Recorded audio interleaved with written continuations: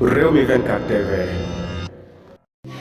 dal leen ak jàmm mbokk yi nuyu nañ leen siyaar nañ leen yéen ñi di safoo seen chaîne bi di Rewmi 24 TV samedi 18 mars 2023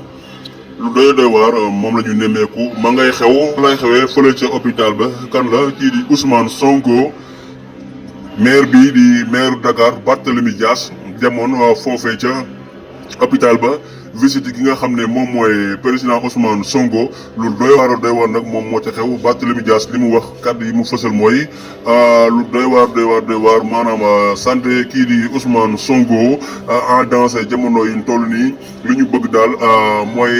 évacuer ko mu dem fële ca bitim réew faju ji loolu daal moo mën a nekk kii di Macky Sall nag ñu ngi koy xamal ne lii ñuy wax di évacuer Ousmane Sonko pour mu dem foofu ca bitim réew bu dee ne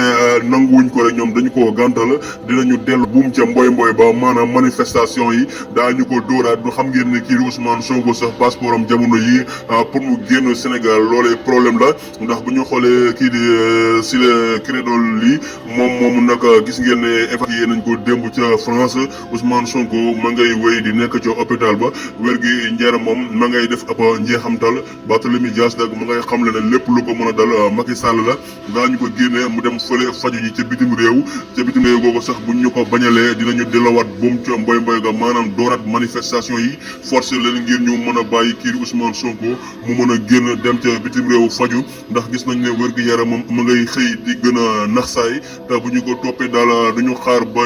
jàll ñuy topp di dool ca waris ba li ñu bëgg mooy évacuer kii di Ousmane Sonko mu dem foofee ca bitim réew faju ji jaa ngeen jëf gaay yi